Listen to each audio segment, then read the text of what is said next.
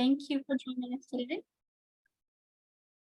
Welcome, everyone. Thank you for joining us today for our national webinar series. As you're joining in with us, if you want to use the chat to let us know your name and agency and where you're located. My name is Karis Manus. I'm a Senior Associate for Learning and Dissemination here with the National Community Action Partnership. And I'll be working behind the scenes today along with my colleague, Denise Waits, to help the webinar go smoothly. A few technical notes before we get started. We will be recording the webinar and we'll share both the recording and the slides within 1 to 2 days following today's presentation. If you have any questions or comments during the presentation, please submit those through the chat function. Go to the next slide. Again, welcome everyone. Today's webinar is on effective coordination, working across service systems to impact homelessness. And today's webinar is brought to you as part of the Learning Communities Resource Center. The Learning Communities Resource Center is the learning hub within the CSBG network that supports the identification, adaptation, and implementation of innovative and evidence-informed services and strategies to improve results based on individual, family, and community level outcomes for the CSBG network. This webinar is part of the LCRC's Housing Opportunities Expansion and Homelessness Prevention Learning Community Group, which focuses on a spectrum of housing challenges and opportunities, including homelessness prevention and rehousing.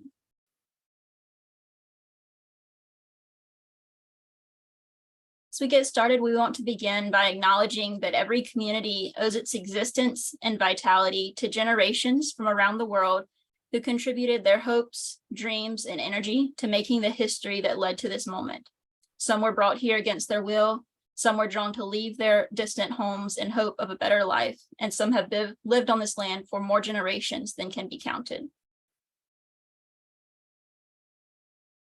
Today, I'm joining you all from my home in North Carolina, and for me, this meeting is being held on the traditional lands of the Lumbee people.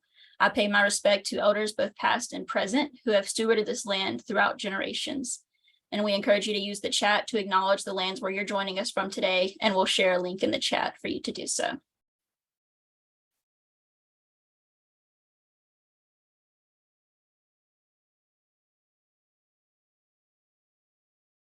Go to the next slide. We also want to begin by grounding ourselves in the promise of community action that brings us all together today. Community action changes people's lives, embodies the spirit of hope, improves communities, and makes America a better place to live. We care about the entire community, and we are dedicated to helping people help themselves and each other. A quick review of the agenda for today. We will have our welcome and introductions, followed by our presentation on effective coordination. And then we'll have a time of Q&A, and we'll close with some resources and upcoming events for y'all.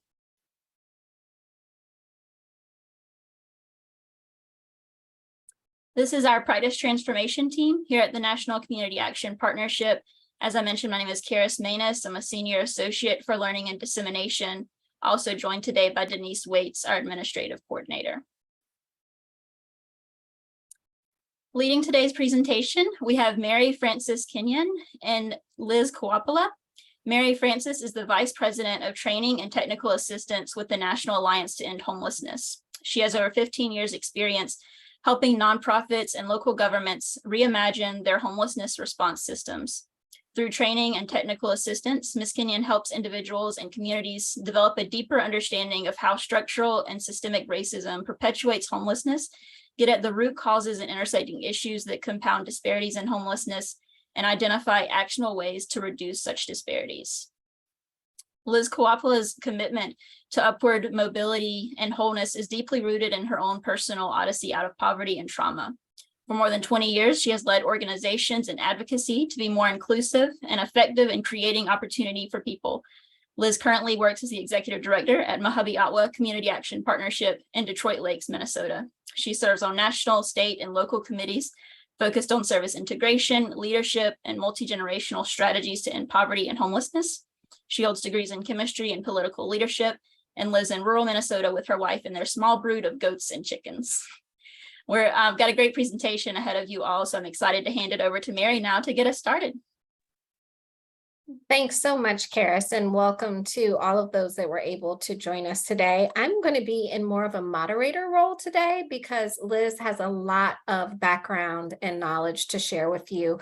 We also liked the format from May's webinar that invited an opportunity for folks to ask questions and have them answered in real time. So we're going to stick with that for June. And I'm going to go ahead and turn it over to Liz, who will share a little bit more about the work that she's doing. Excellent. Thanks, Mary. Thanks, everyone, for being here. I want to first just tell you a little bit about MAHUBE-OTWA, where we are. This is the northwest corner of Minnesota. And so Minnesota, you might remember, is right in the middle of the United States, up against the Canadian border, right in the North Dakota, South Dakota on one side, Wisconsin on the other, Iowa below us. So we're in the top northwest corner. We're a community action agency that serves these 5 counties, our main offices. And in fact, our name comes from the counties in the darker purple: Mahnomen, Hubbard, Becker, Otter Tail, Wadena, just the first 2 letters of each one. That's how MAHUBE-OTWA, where that comes from. We provide other services in the other areas. And then I especially want to point out the areas that are kind of dotted in blue. There are 3 Ojibwe nations: White Earth Nation, Red Lake Nation, and Leech Lake are all, right in our service area or nearby. And so it's a core part of how we think about our work is that, and so I really appreciate the land acknowledgement at the start. We have we're at sort of in community action, I guess, if there's a typical community action. I'd say we're kind of average. We have 170 staff, $20 million annual budget, sort of a typical suite of services. We have early childhood, senior, housing and homeless services, energy assistance, LIHEAP, weatherization. We have family planning program. But I think I want to start by thanking you first, everyone who's here. Thank you for your work. Thank you for caring about people who are experiencing homelessness. I was my own self as a 15-year-old, wasn't safe at home and was just kind of lost for a long time. And good people like you, I think, found me and kind of pointed me in directions that were helpful and just really made a big impact on my life. So thank you in your busy lives and your busy work for caring about people who are experiencing homelessness and struggle. I think it's really easy for systems otherwise to push people away. And so that's what we're here to do, is to try to figure out what to do about that. I want also, for my friends in community action, just sort of acknowledge that in community action, some of us are the key homeless and housing provider in our communities. Others of us are involved, possibly as a partner, and then others might not really be involved much at all, but could be, or are seen as more of a mainstream provider, or seen as like the Head Start provider, the energy assistance, LIHEAP provider. And so we want to create space for everybody, wherever you are in that kind of continuum of community action and homelessness, because I think there's important roles for us to play wherever we come from. I want to, before we move to the next slide, just tell you that our values at community action, at MAHUBE-OTWA Community Action, we really try everything we do at our shop. We try to hit the sweet spot of being community-minded, client-focused, and resourceful. And we think we can't be just one of those things. We have to be all of those things all at the same time. And I think in many ways, that's what community action is everywhere. And for all of our partners who are here as well, government and housing sectors, can learn more about us at www.mahube.org. Next slide.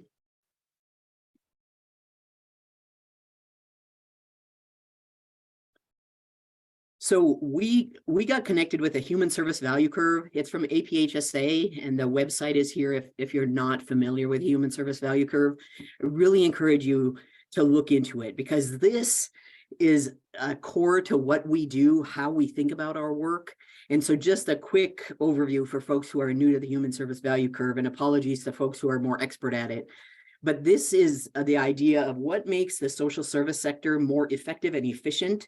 From the bottom corner here is the least effective and efficient, and then it goes out. So the least effective and efficient business model is regulative. And of course, we need to meet regulations, and we want to do that. We want to stay legal. We want to stay out of jail. But regulation should set the foundation for innovation. They're not the goal in and of itself. And so that's a core concept we embrace here at MAHUBE. And then once you kind of are set on understanding the regulations and meeting, you know, obligations and things like that, then it's good to think about a collaborative mindset. And so we think about collaboration. And of course, you got to continue to meet the regulative stuff at the same time. But we think about collaboration. How are we collaborating with our program participants?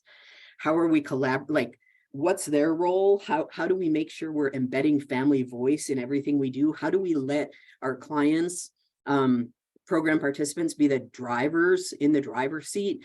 And how do we support? But how are we collaborating within community action, within our other programs? How is housing and Head Start working together? How's LIHEAP and housing working together? How are we collaborating inside our organization? And then who are our collaborative partners outside the organization? And we're always trying to evaluate that.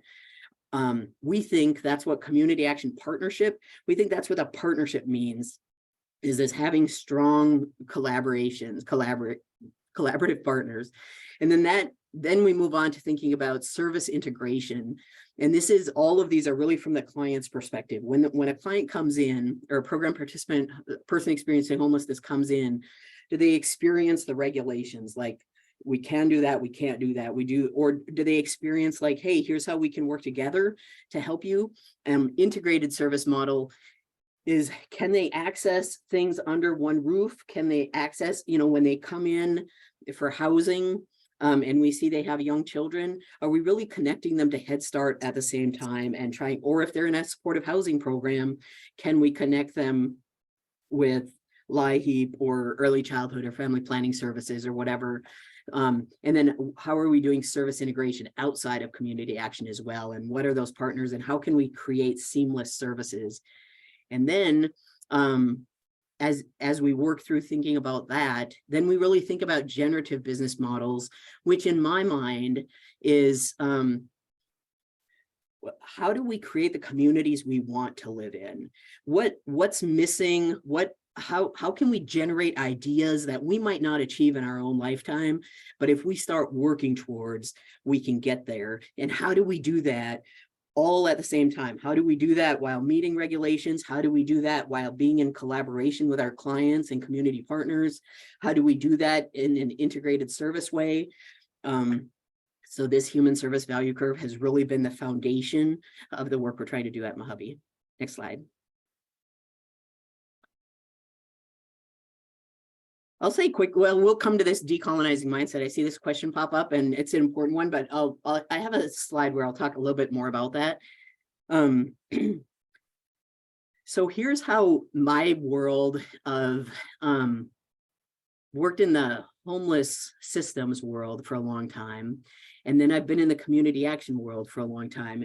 And this is kind of how I see the two worlds coming together. So on the one slide, the side with the colorful lines, this is how we have rethought the crisis to thrive scale at MAHUBE-OTWA. And the crisis to thrive is bread and butter for community action. And so so we think of someone coming in the door and figuring out where that person is in their life. Level one is safety. It's a crisis, a homeless on the street homeless crisis, domestic violence, mental health, substance use crisis.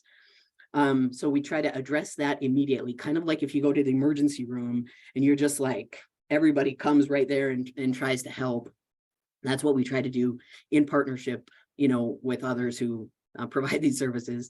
And then that moves someone to level two, or they can come in at level two. And we think of our primary role here as application assistance, connecting people to services they might qualify for at our organization or in the community. Whether it's private, the free meal at the church, county services, SNAP, whatever the resources are. And that moves people to level 3, or they could come in at level 3. And level 3 is, we think of it as relationship-based coaching. And so we work with folks to kind of identify, once their basic needs are kind of met at a level 2, then we think there's time to maybe take a breath and think about what's your long-term plan. And maybe you don't know, maybe you've been living in crisis from crisis to crisis, and you can't even think about what that long-term plan is. Our coaches have small caseloads, try to work with people, have a bunch of tools to help them kind of find within themselves what's their dream and what's their goal, and how can we support that. And so we ask them to pick a pathway, and it's an education pathway because our mission is upward mobility. And so they pick either an education pathway. We don't care what that education is. It's really what works best for the client. And so it might be a high school diploma or GED. It might be a master's degree. It might be English as a second language. It might be taking a cooking class. But if somehow there's an education goal, then we build a plan around that with them, or an employment goal. And again, we don't care. It could be, eventually, we hope it will lead to either really meaningful work or living wage jobs, but whatever the person is ready for as kind of a stretch goal for themselves. And then when we were working with our program participants to develop this model, or kind of refine the crisis to thrive scale in a way that we felt we could really work with it and build strategies and partnerships, many of our program participants told us they wanted an other pathway, because the big thing in facing them was trying to get their kids back from foster care, or dealing with a cancer diagnosis, or some other big thing. So we have that bucket in level 3. And then level 4 is building assets. And so assets can be financial assets. It can be saving for a rainy day. It can be children's savings account. But it's also connection to culture, connection to faith community, connection to language, friends and family network. We don't really care. We just, we have tools for people to kind of decide for themselves which of these things would shore me up best for where I'm at right now, or what would I like to work on. And then level 5 is leadership development in giving back. So that's how we think of the crisis to thrive scale in community action. And then on the other side of the screen here is what we typically think of as the continuum of care in the homeless world. And so prevention is the best thing. If we can prevent homelessness before it happens, that's what we all want. And so for us, prevention can fit into any of these categories. Sometimes it could be a level 1 if it's, if they're, well, actually most of the time prevention is level 2 if it's, depending on what's causing the risk of homelessness. Sometimes prevention can be shoring up assets as a level 3. Sometimes prevention can be investing in their, home or property or something as level 4. We think of weatherization, for example, as a level 4 asset for most folks. Emergency shelter, we think of as a level 1 and a level 2. And so it's, and we serve very rural areas. Our shelter is, we don't have shelters. We have very small towns.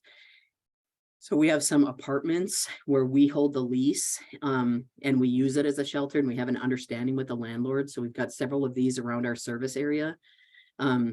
We use it as a shelter. We move people in and out with an understanding from the landlord, that this is a temporary shelter. We love that because it gives people a chance to land, to, have private space for them, to work on things, and and then we move them into something more stable. When those units are full, then we use a hotel motel voucher system. Next on this continuum, transitional housing, rapid rehousing, whatever you call it in your community, kind of similar concepts. We think of that sometimes as level 2, helping people get connected with benefits, but we also think of it as level 3, where we're really working with folks, especially in transitional housing, on what's their long-term goal to move from homelessness to housing stability, and what are their hopes and dreams, and how can we help them achieve that. Permanent supportive housing, pretty solidly level 3. We're working with folks not just on their housing stability, but really on their family stability.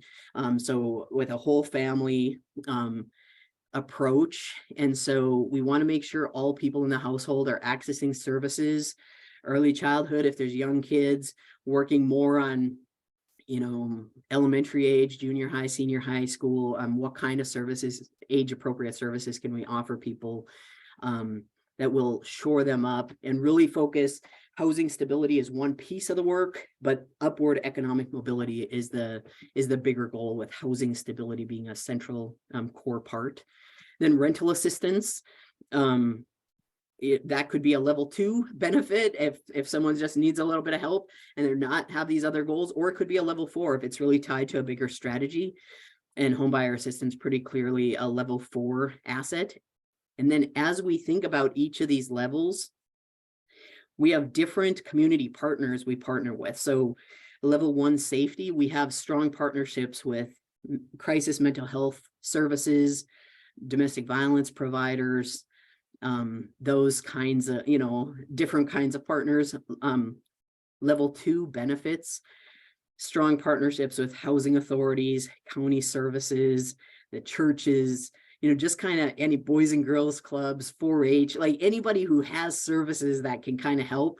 We're really trying to figure out how do we bring those services together and try not to have people going around, all over the countryside looking for help. And then level 3, the relationships there look a little bit different. Some of them are the same, but there we have much more partnerships with employers, with local community colleges, with education programs, financial aid, those kinds of things.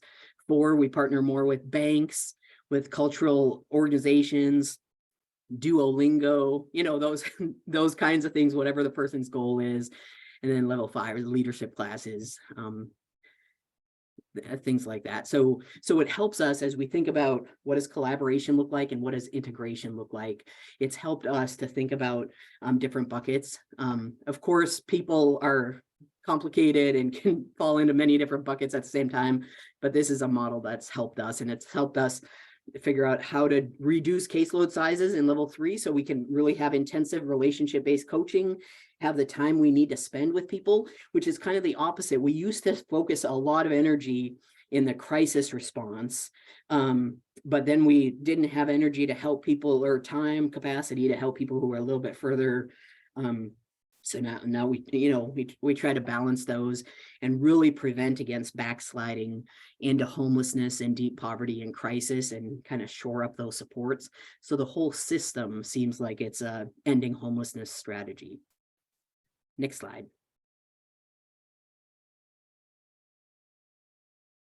Here, I think we have a little video about our work with the cultural work. So let's play this and then we'll discuss.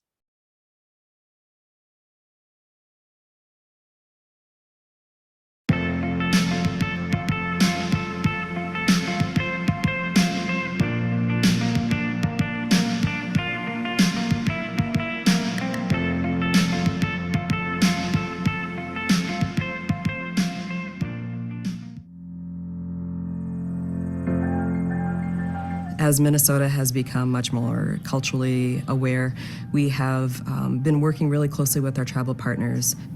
I was able to work with Alicia Smith and change the role of a tribal liaison to be something a little bit more. Because of the policies of the past, they still have an effect on us today as natives. And so it's important to establish relationships.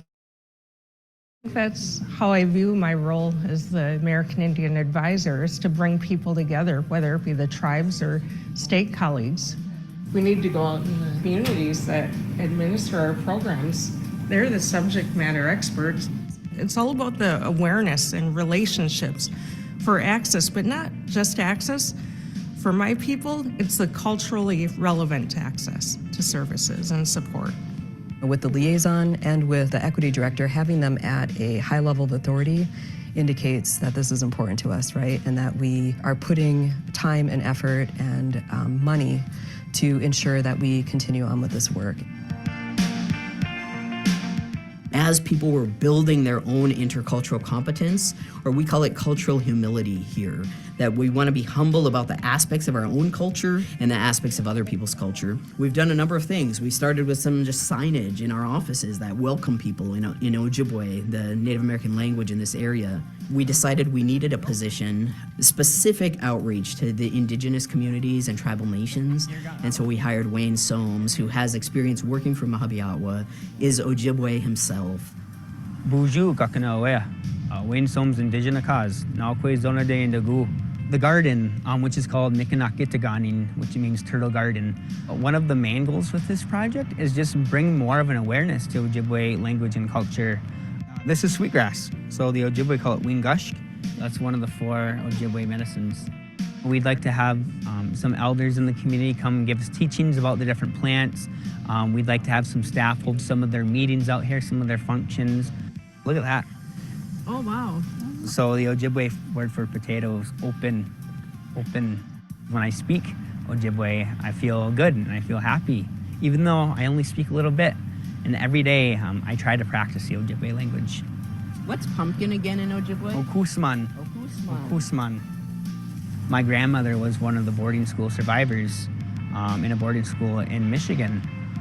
So I kind of feel like I owe it to her and the rest of my ancestors. I want this beautiful language and culture to carry on beyond me and beyond my generation. We've been successful at cracking the code, I call it, to create access culturally relevant services. And so it takes time, but man, it's so worth it. Shouldn't matter if I'm in this role, shouldn't matter if Alicia is in her role or equity director's in the role. What matters is that it just becomes a way of doing, and then it just keeps on. And then it keeps getting better and better, because as we know more, we do more, and it just becomes a reinforcing.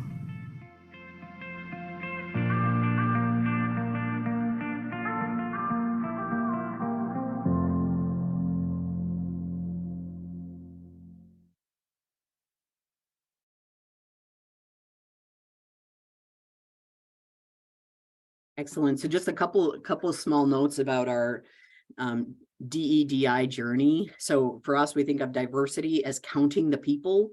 And so really trying to learn, just look at representation on our board, staff, who's responding to the community needs assessments, the demographics of our partners, providers, but also really learning terminology and what does it mean to be an enrolled member versus an unenrolled member? What does it mean to be a descendant? What does it mean if you're Dakota, but living in an Ojibwe, on an Ojibwe reservation? Some of those things. So trying to understand that and diversity we think of as count the people, inclusion, the people count. So we want to make sure that we're including voices and perspectives and open to completely changing up the way we do things.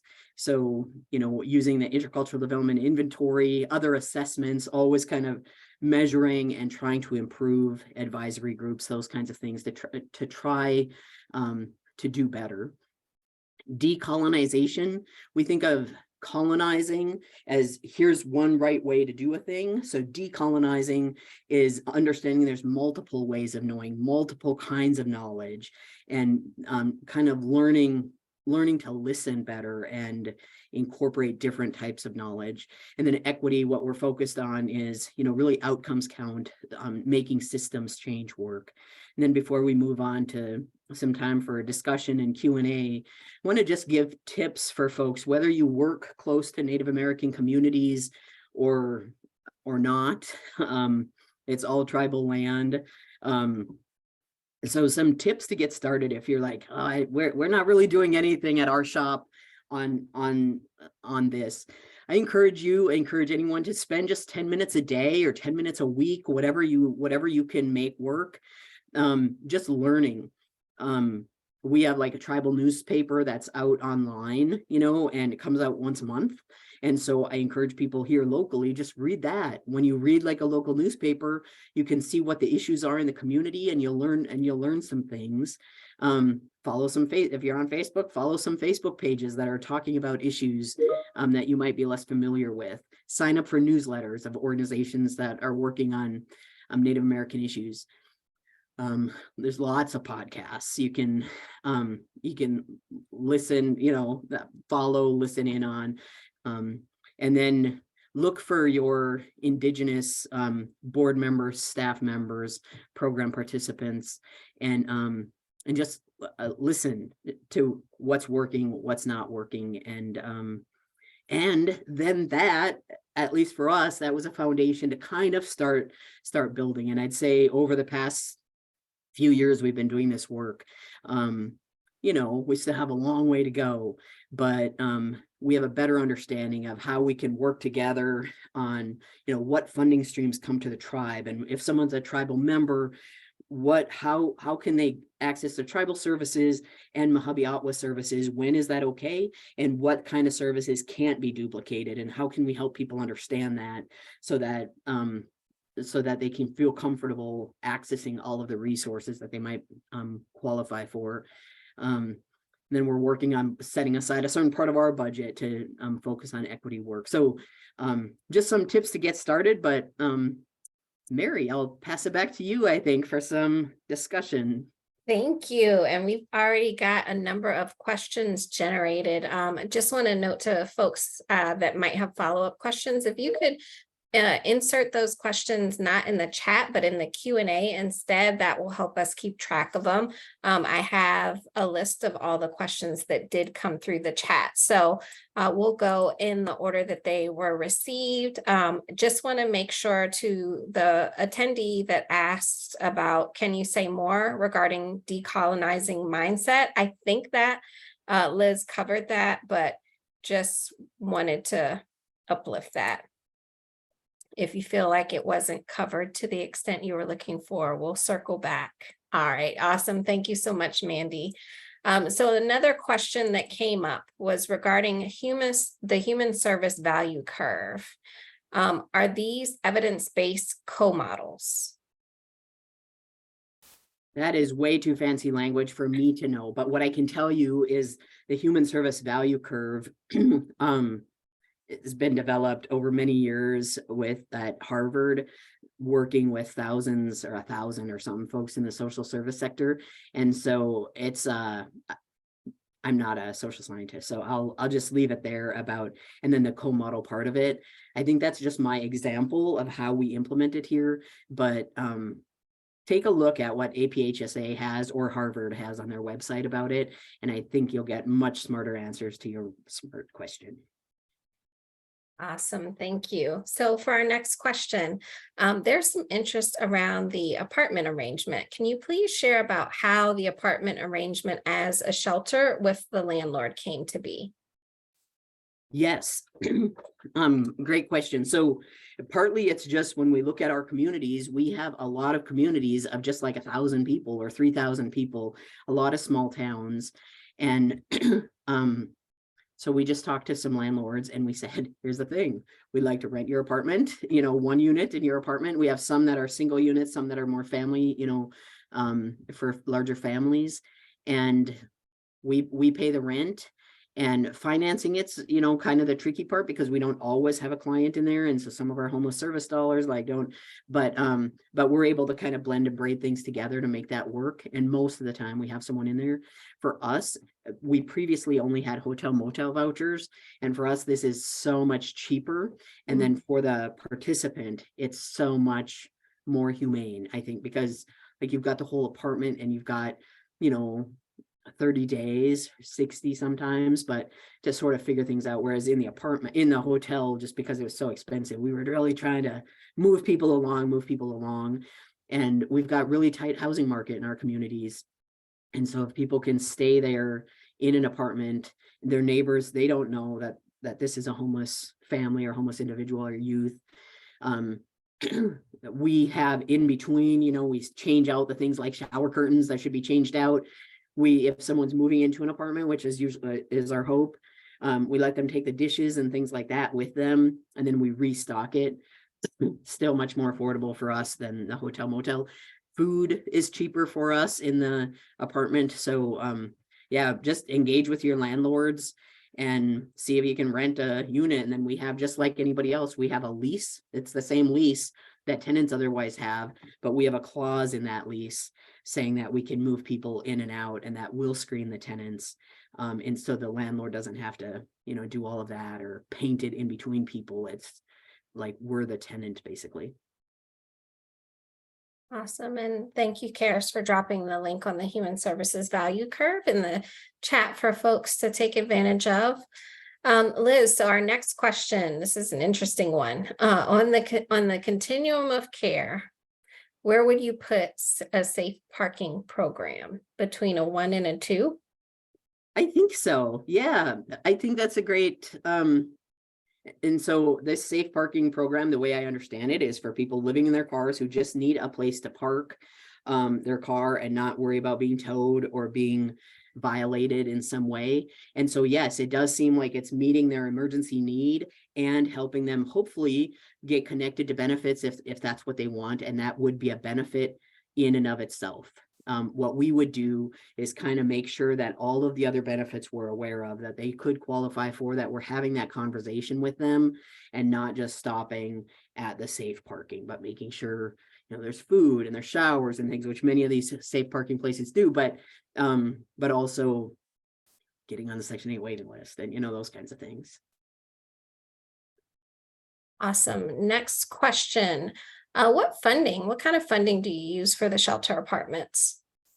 Yeah, so we're lucky in Minnesota, we have some state appropriations that's similar to the federal emergency solutions. One is emergency shelter grant program and one is emergency solutions. I never remember which is federal, which is state, but it's a similar program at the state level.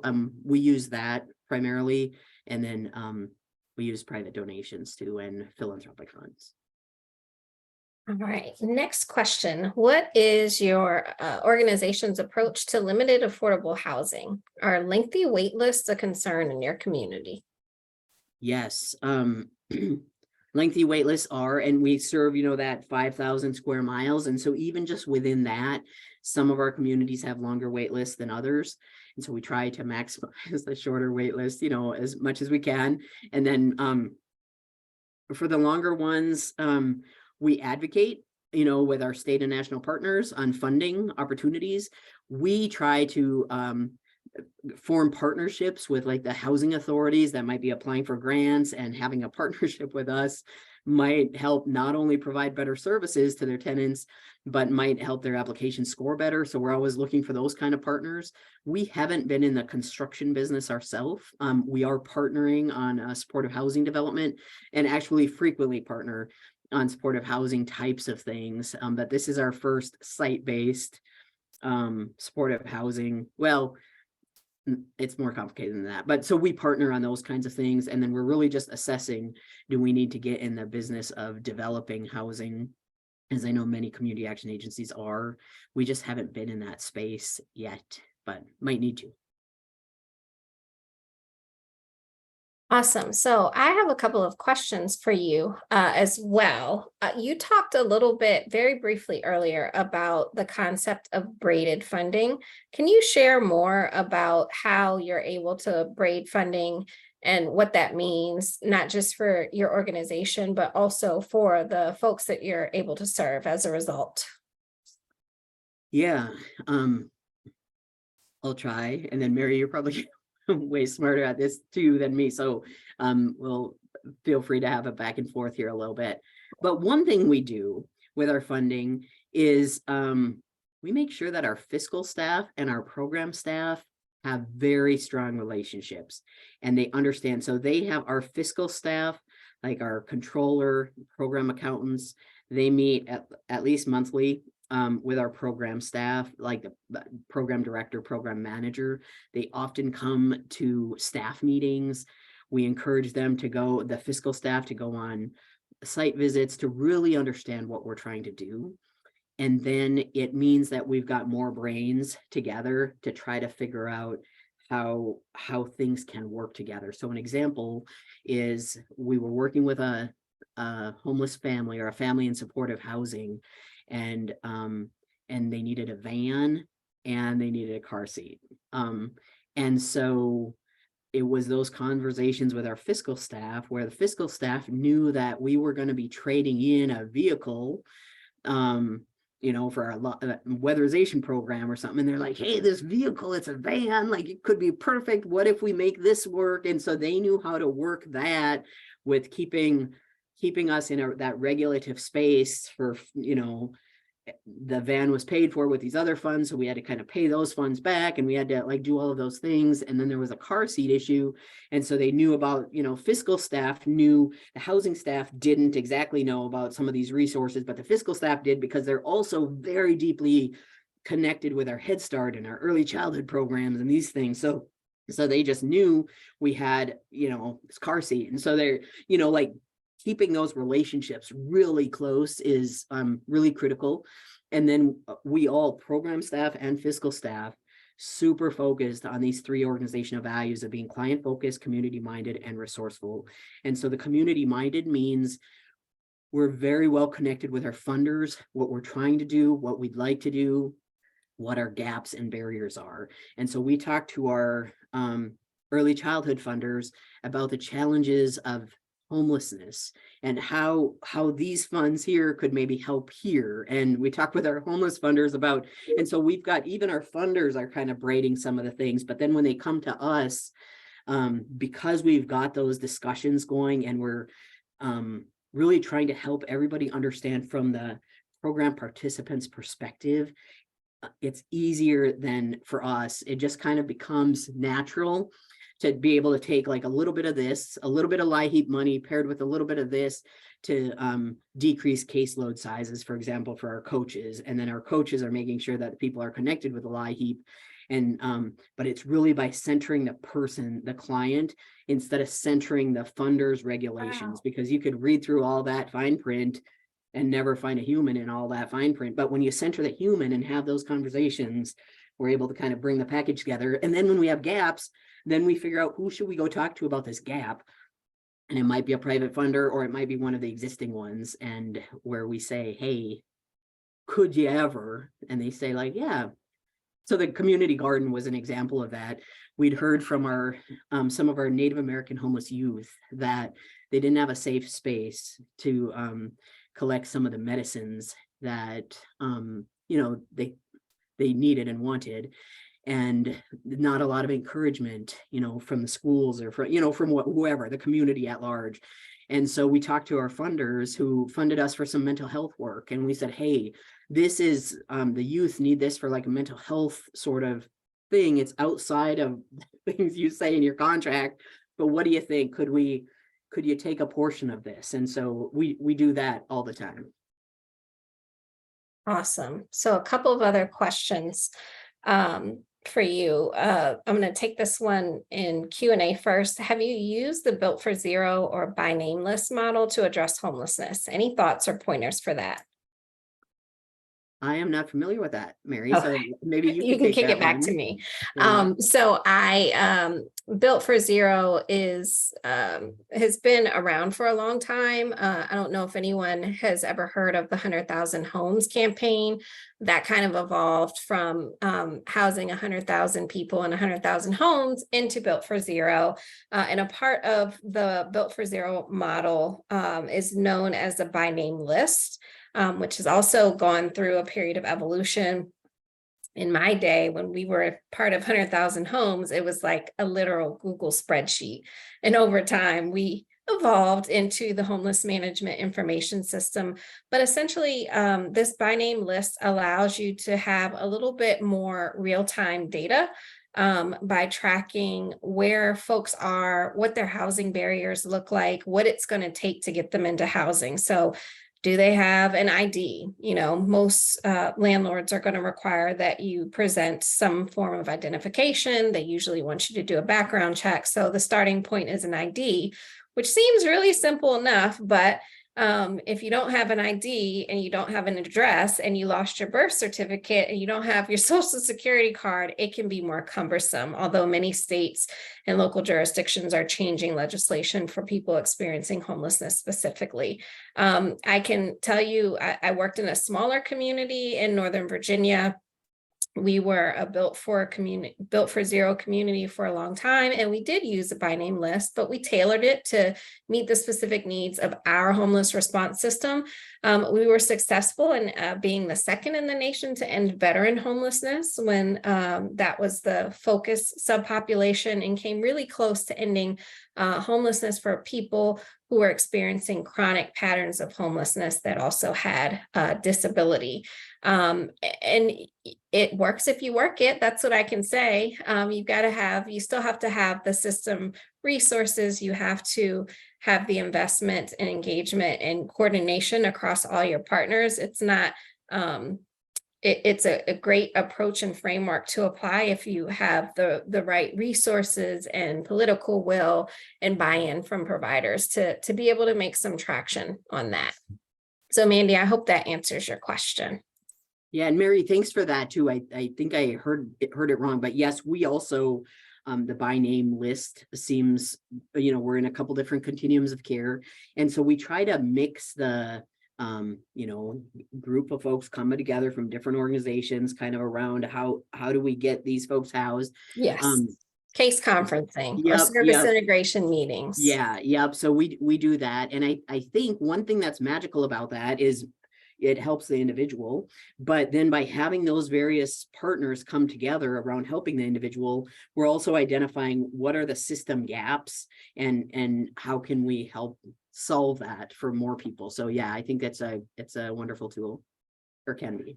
Absolutely. And I saw your response, Mandy, in the chat.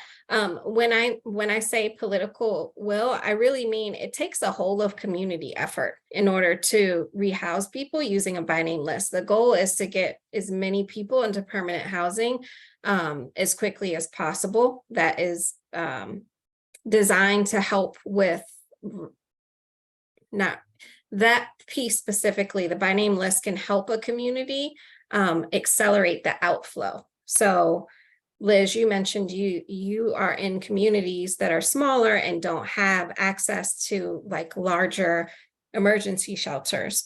So you have to rely on the shelter apartments and hotel motel vouchers. And many communities that do have emergency shelters, there are often times people that are longer stayers. There are often a lot of people that are experiencing unsheltered homelessness. If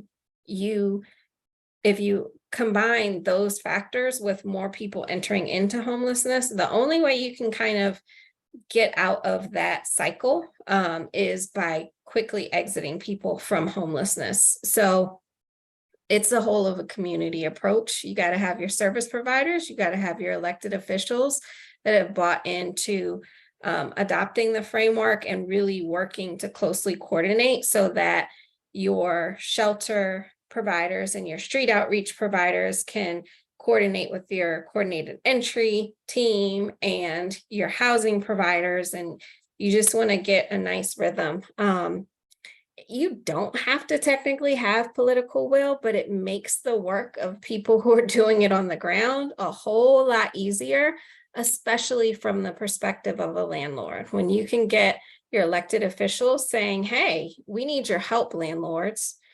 You do business in our community and we want to help bring you business, and we want you to take a chance on people that are currently experiencing homelessness. You tend to see a different level of responsiveness from a landlord. But yes, you can absolutely do the work regardless of the political environment. The work will be harder in a difficult political environment. And that's whether that's the by name list framework or another framework. So thank you for that. Next question. There was a question. What happens if clients damage the apartment? Has that happened in the past? Yes, in our apartment shelter, yes, it happens. And just like it happens in supportive housing and anything else. So we try to minimize that from happening by having, frequent visits and helping people work through things, getting them access to services. But yes, sometimes it's damaged. And then we work with the landlord, on trying to figure out what's fair. Sometimes we pay all of it. Sometimes we pay a portion of it. It kind of depends on, the situation. All right, next question. Can you talk a little bit about, we were talking about this earlier before the webinar started, so it won't be a surprise to you, Liz, but can we talk a little bit about joint advocacy across sectors and the impact it has had in Minnesota and what the potential could be for folks that are in the audience today? Yes. So one of the magical things, one of the things I love about community action is that we're charged, right from our founding documents in Congress with three things in community action, or the way I interpret this, kind of shorthand it in my brain. One is our charge in community action. And this would probably be true for many of you, whether, you're housing providers or county services or whatever. In community action, we have to provide direct services to people. Like, we have to help people with services. And the second thing we do is we have to work to change the conditions that allow poverty to exist, and change the conditions in the community that allow poverty to exist. And so we have to be involved in, helping to advocate for however we interpret that on a local level. So it might be living wage jobs, it might be jobs in general, it might be housing, it might be childcare, it might be better roads, it might be transportation programs, but something like, and that's why we do a needs assessment every 3 years to figure out what are these community level kinds of things we can do in partnership with others. And then the third thing we have to do in community action is develop the leadership of our program participants to be leaders in their own lives, the lives of their families, and the lives of their communities. And so I think on all of these things, there's a role for advocacy. And whether we're doing advocacy at the local level, the city level, county level, state level. And so if it's at the local level, let's say it's a township or city government, it's just so helpful. Like, we just met with the mayor and a bunch of folks in one of our small towns, and it's so helpful if you've already got all these relationships built and you've dealt with similar challenges. Then when you go to the elected officials or whatever, the faith leaders and the county and the school districts, we're all telling the same story because we've been dealing with the same challenges. And so we can say, hey, here's a challenge. Here's what we think could be helpful. I don't know what you can do, but here's, and so the same thing that happens at the local level, I think when we get to a county, then there's maybe more partners. And then at the state, for folks who are not involved in state or federal level advocacy, highly recommend it. So one thing I love about advocacy is I feel like as a service provider, our day-to-day is really hard, in many cases. Like, we try to focus on the positive, we try to focus on the ways we can help, but oftentimes we see like a lot of pain, and then we focus on how can we help, address trauma in our staff and in our systems and all of that. So state advocacy, we can change the rules. We could change that entire regulative thing, everything that's just like, hey, if I was in charge, or the things where you go home and you tell your family at the dinner table, like, this doesn't make any sense. All of that, much of that can be changed at the state level. And so just like at the local level, when we can bring together the faith leaders and the school district, business partners together to talk with the mayor and city council at the state level, if we can have a group of folks across sectors kind of agree on the challenge, maybe not on the solution, but that would be great, but at least agree on the challenge, that focuses the state legislature. And so I think, if you're part of community action, if your state association, could partner with the state homeless coalition, if there's a state homeless coalition, or, kind of form those things, at least learn each other's legislative agendas, adopt them, pay attention to what's going on at the legislature. I just think that we all have common goals. In the homeless world, the focus might be on housing stability. And in the community action world, it might be upward economic mobility or self-sufficiency, but you can't do one without the other. They need to come together. And I think bringing those voices together, when legislators can hear the same thing from several different people, just makes it so much easier for them to say yes. Because otherwise what happens is if I'm a legislator and I'm hearing from several different people and they all have different challenges, they all have different ideas on what the answer is, it's a lot easier for me to say no to kind of everybody, because it's complicated and if I might piss off this person or that person, and it kind of gets people right into a scarcity mindset. But when you can come together and you can say, this is what, we think about what our employers want. We talk to employers all the time because we see our workers, our clients as their workers, and we talk to their HR departments. And so we know, and we're kind of lined up with many employers on what the needs are. And so anyway, the more we can collaborate, and then I think at the state level, that makes a lot of sense. And then partnering, I love that the National Alliance and the National Partnership are doing this series together, because that is just an example of bringing people together from different perspectives on a common, like centering the client, centering low-income communities, and what can we do that can help us lift people up, build strong communities. So I think I probably went a little over there, Mary, but no, that's yeah. perfect. We're perfectly timed. Actually, that was an excellent way to close out. We have time for one quick question from Sydney out here in West Texas. We are the largest city in Texas without a homeless shelter. They've begun to advocate with the governor and donors, but no one wants to talk about the crisis. How did you approach people and get buy-in for what's perceived to be an unattractive cause? Yeah, that's a challenge. So we do several things. We do a poverty simulation that the Missouri Community Action put together. We host these poverty simulations with school districts, with faith groups, with just community partners, and we try to have people come in and gain a little bit of an experience. The Community Action Poverty Simulation, highly recommend it. Check into it or talk to me if you want to learn more. But that's a way that someone can experience it without putting, what I hate to do is put low-income people, struggling people, to tell their story to an audience that might not be safe for them to tell their story to.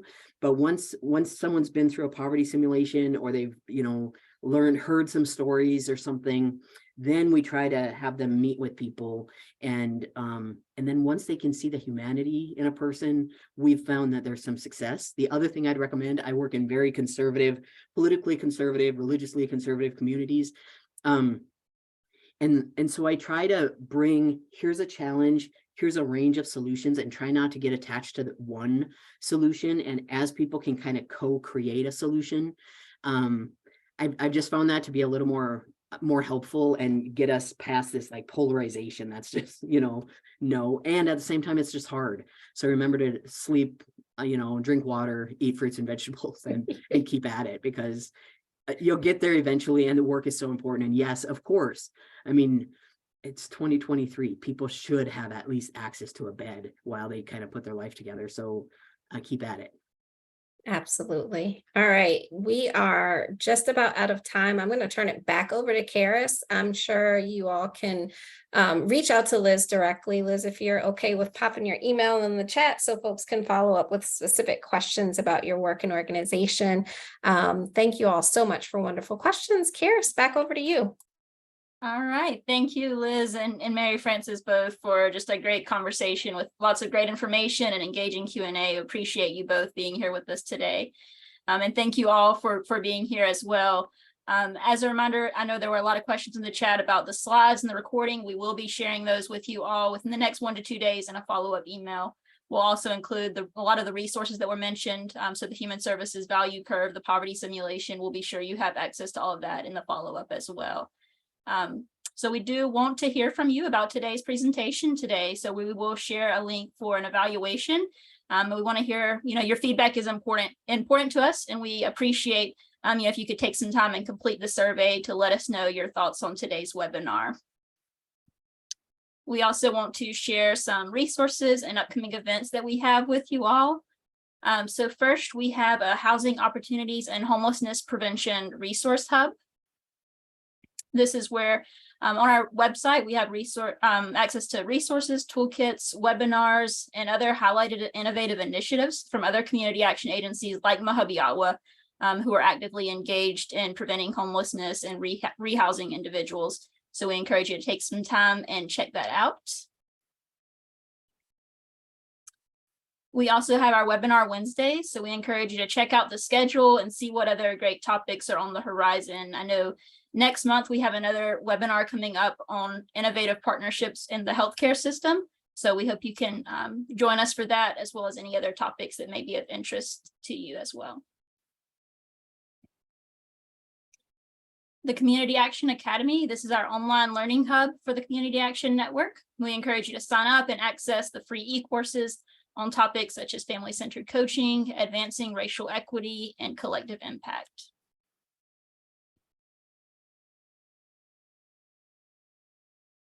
Fresh Finds is also available on our website. This is where you can access the latest anti-poverty resources, webinars, and funding opportunities from other organizations that are engaging in anti-poverty work. And we keep that updated periodically. So we encourage you to check it out and see what's currently available there as well. And of course, we have our annual convention coming up. We'll be in Atlanta, Georgia, August 23rd through 25th. And we hope you'll make plans to join us. I know MAHUBE-OTWA has two great presentations they're going to be joining us for on human services, community transformation, as well as language justice. The National Alliance to End Homelessness is also going to be with us with a presentation on the evolution of poverty and unsheltered homelessness. So we encourage you to join us if you have not already registered. Join us in Atlanta in August. And this is our contact information for our practice transformation team. So if you have any questions following today's presentation, feel free to reach out to any of the individuals listed here, and we'll help support you the best we can. And of course, just thank you again for being here with us today, for taking the time out of your busy schedules to join us. And thank you again to Mary Frances and to Liz for leading us in this great conversation. We hope you all have a great rest of your day.